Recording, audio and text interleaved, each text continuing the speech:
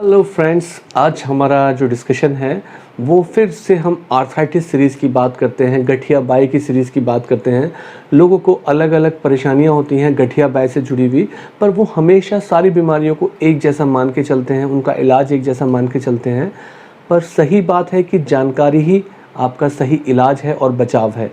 यहाँ हम एक डिस्कशन करेंगे स्यूडो गाउट, मतलब एक सिचुएशन होती है गाउट की जिसमें यूरिक एसिड बढ़ता है, ये उससे अलग है। ये कैल्शियम से जुड़ी हुई डिजीज़ है। कैल्शियम के बढ़ने से जो आपकी बॉडी में होने वाली गठिया है, ये स्यूडो गाउट उसको बोलते हैं। इसमें कैल्शियम पायरोफॉस्फेट के क्रिस्टल्स होते हैं जो बॉडी में कहीं कहीं सॉफ्ट टिश्यू में, कार्टिलेज के अंदर डिपॉजिट हो जाते हैं। तो ये कंडीशन भी एक इन्फ्लेमेटरी सिचुएशन है। कोई भी चीज़ ऑफेंडिंग होती है, हमारे शरीर के अगेंस्ट होती है, जिसके अगेंस्ट बॉडी काम करती है, तो इन्फ्लेमेशन हो जाता है उस चीज़ को ख़त्म करने के लिए, उस बाहर से आने वाली चीज़ को ख़त्म करने के लिए। पर यही इन्फ्लेमेशन जो है हमें पेन कराता है, इसी की वजह से पेन होता है। इसीलिए जो गठिया और बाई का जो मैक्सिमम ट्रीटमेंट है वो इस इन्फ्लेमेशन को कंट्रोल करने के लिए, इस इन्फ्लेमेशन को कम करने के लिए होता है। चाहे तो जो हमारी कॉमनली नोन पेन किलर्स होती हैं, उन पेन किलर्स का काम इसी इन्फ्लेमेशन को कम करना होता है। इसके अलावा कुछ स्पेसिफिक मेडिसिन्स होती हैं जो अलग अलग कारणों से इन्फ्लेमेशन को कम करती हैं। इसी के साथ साथ स्टेरॉइड का भी रोल होता है जो कि इन्फ्लेमेशन को कम करती हैं। बहुत सारी एंजाइम्स की प्रिपरेशंस आती हैं जो इन्फ्लेमेशन को कम करती हैं। तो पूरी की पूरी गठिया बाई इन्फ्लेमेशन से जुड़ी हुई कंडीशन होती हैं।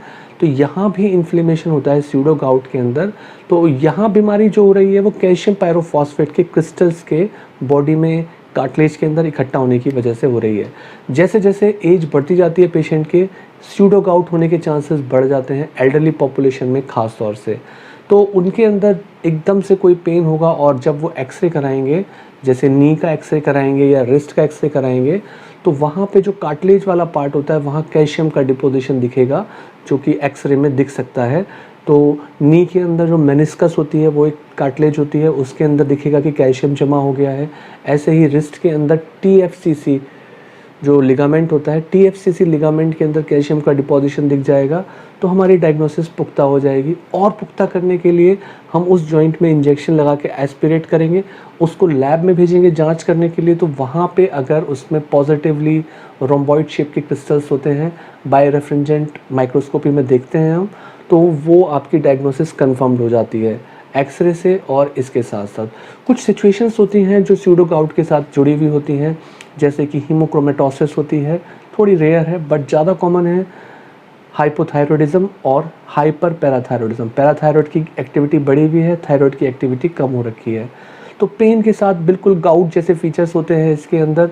इसके अलावा कई बार इस बीमारी का पता लगता है कि एल्डरली कोई पर्सन है, वो गिर गए हैं, चोट लग गए हैं, या उनका किसी और कारण की वजह से सर्जरी हुई है, तो ये पेन्स बढ़ जाते हैं। किसी मेडिकल डिजीज़ या ब्लड ट्रांसफ्यूज़न की वजह से भी ऐसा होता है। तो अगर आपको ये पता लग जाता है कि ये कंडीशन स्यूडो गाउट है, तो आप उस इन्फ्लेमेशन को अकॉर्डिंगली कम करने के लिए मेडिसिन देते हैं, और जो ज़रूरी चीज़ें रेस्ट्रिक्शंस होते हैं जैसे कैल्शियम का इंटेक, उन चीज़ों पे आप कंट्रोल करते हैं। तो इस तरीके से आप एक सही डायग्नोसिस बना के इस बीमारी को ठीक कर पाते हैं। सारी गठिया बाई एक जैसी नहीं होती हैं, इसीलिए कहते हैं कि जानकारी ही बचाव है। तो ये थी जानकारी आपकी स्यूडो गाउट के बारे में। हमारी आर्थराइटिस सीरीज़ के अंदर और भी डिजीज़ के बारे में हम 1 बाय 1 डिस्कस करेंगे। ट्यून इन और लाइक एंड सब्सक्राइब करिए इस चैनल को, ताकि आपको ऐसी नॉलेज भरी वीडियो और ज़्यादा मिलती रहें। Thank you.